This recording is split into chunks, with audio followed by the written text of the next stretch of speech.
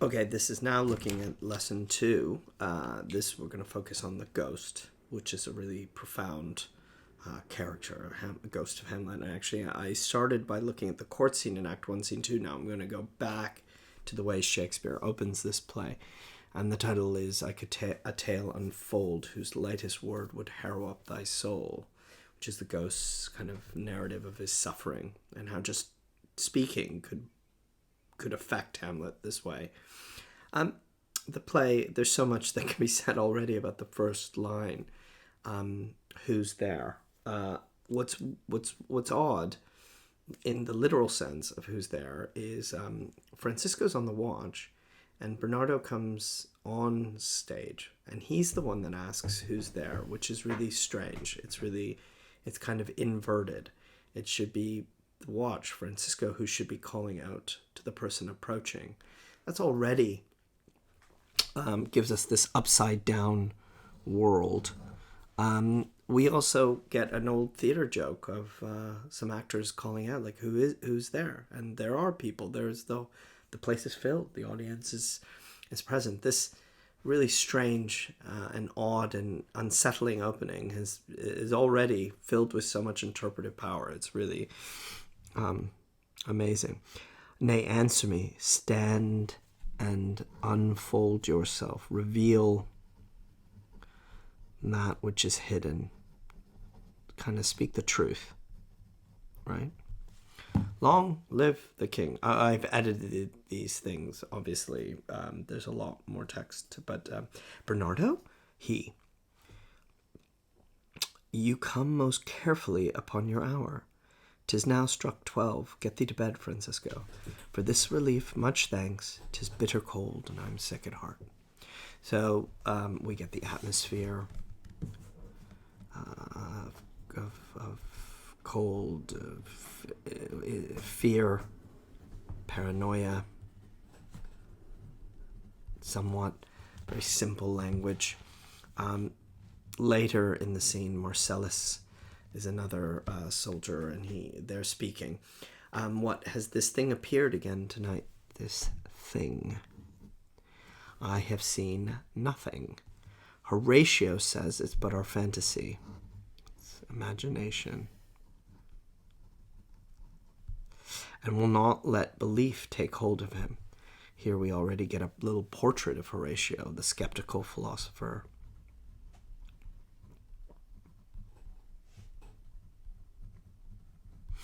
And will not let belief take hold of him, touching this dreaded sight, twice seen of us. Crucially, I remember, I think it's Emma Smith who talks about a ghost is a repetition, and of this repetition, it has been twice already. There's this constant doubling in the play, in language, in imagery, and plot. And it's just worth, again, noticing this returning. Therefore, I've entreated him along with us to watch the minutes of this night, that if again this apparition come, he may approve our eyes and speak to it. So he needs to witness. This is empirical, kind of, he has to have his senses on it. And for some reason they think he'll be able to communicate it. Touch, 'twill not appear. Look how skeptical completely he is. And here, on cue, enters the ghost.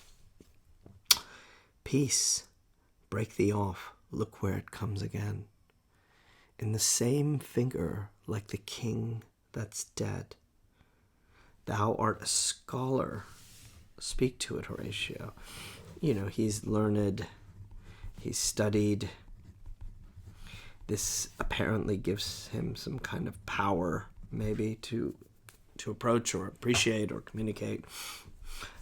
Looks it not like the king? Mark it, Horatio. Notice, look. Most like. Harrows me with fear and wonder, terror and curiosity. A kind of need to understand. The language is simple, but the dramatic effect is really quite powerful and frightening and supernatural and disturbing to the audience. We're witnessing a ghost, and that's destabilizing, and a ghost that represents the past. And we're unclear as to why they're here. What a way to open a play. What an amazing way to open a play. Here in the second passage, we have Horatio coming to see Hamlet in Act 1, Scene 2. And following on from his soliloquy, to reacquaint himself with Hamlet, and then to reveal to him what he's seen. I'm glad to see you well, Horatio. Or I do forget myself. What an odd wording. How can you do this? How can this happen?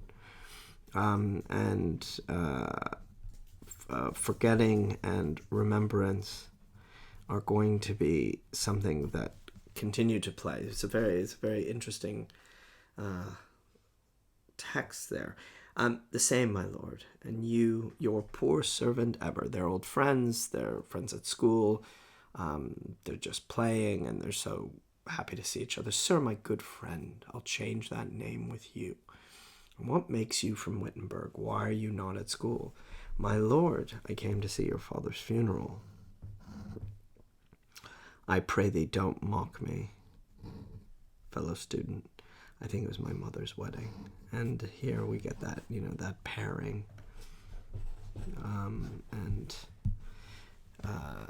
You can see how much it disturbs him, that how close. It followed hard upon. Hard is interesting there. Perhaps it's a recognition of the difficulty or the proximity, maybe, without being too judgmental. Thrift, Horatio. The funeral baked meats did coldly furnish forth the marriage table. Oh, it's saving money. That's the joke. This very blunt, inappropriate joke. It's to save money because the meats that were baked at the funeral were served cold at the marriage. That's, cold meat. I don't know why, but I've always found the language here about the meat kind of disturbing when placed in the context of this funeral and marriage. There's something not exactly cannibalistic, but there's something quite, viscerally disgusting, in addition to it just being a clever joke. Would I had met my dearest foe in heaven, or ever had I seen that day, Horatio, my father. Methinks I see my father. This is a kind of image of remembering. Re-experiencing. But it's very different to what Horatio has experienced. So it's almost, there's a hint of irony, or dramatic irony about when he says, I think I see my dad. Oh, you too? You're seeing him as well? Oh, well, then we know what's up. Where, my lord? In my mind's eye, in my imagination. Oh, I saw him once. I did see. He was a good king. He was a man. Take him for all in all. I shall not look upon his like again. Irony. Look, he was a king.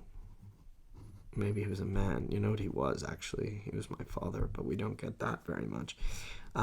Dramatic irony. I'm not going to see it. But I'm not going to see him, but I'm going to see him. I won't see anyone like him. I won't see. He's too special. Actually, I thought I saw him yesterday. Saw who? My lord, the king, your father. The king, my father. What are you talking about? Do you think you saw him? Yeah. Season your admiration for a while with an attent ear till I may deliver upon the witness of these gentlemen this marvel to you. So I'm gonna I need you to be patient and attentive. I need you I have proof, okay, in the form of witnesses. And what it is kind of amazing. Okay, come on. For God's love, let me hear. 2 nights together had these gentlemen, Marcellus and Bernardo, on their watch in the dead vast and middle of the night. Wow, what language. Been thus encountered a figure like your father, armed at point exactly, capape, appears before them. Okay, so he's in armor. And with solemn march goes slow and stately by them. Thrice he walked by their oppressed and fear-surprised eyes within his truncheon's length, whilst they, distilled almost to jelly with the act of fear. That's very good. That image is great. They're wobbling. Stand dumb and speak not to him. This to me in dreadful secrecy in part they did, and I with them third night kept the watch, where, as they had delivered, both in time, form of the thing, each word made true and good, the apparition comes. I knew your father. These hands are not more like. I mean, it's this horrible thing that it isn't your father. It's like. Because a ghost isn't the thing. It's not the thing. It's something else. If it assume my noble father's person, there's interesting. It takes the shape.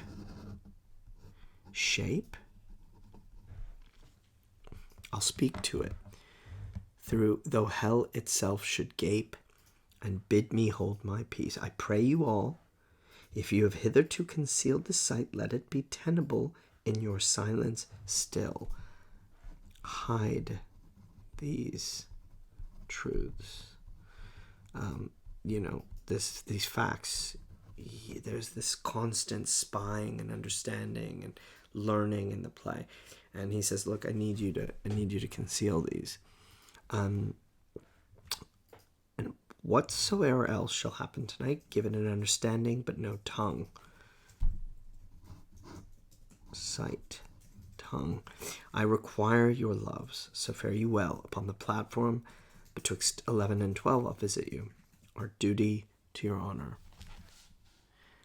Your loves as mine to you, farewell. Okay, here's Hamlet alone. My father's spirit in arms. All is not well. This is not good.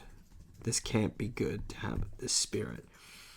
I doubt some foul play. Something bad has happened. We have something that has, he already suspects murder. It feels like the context of a revenge play already, like kids. What is it? Is it the Spanish tragedy? The idea that a ghost has come to instruct that something's gone wrong. Would the night were come. Till then, sit still, my soul. Foul deeds will rise, though all the earth overwhelm them to men's eyes. That couplet ends and brings a kind of announcement of what this is, which can't be good for Hamlet. So Horatio, we've already seen the ghost, we've seen it set up. Now Horatio's ignited it in Hamlet's mind, and now he's off and ready to go.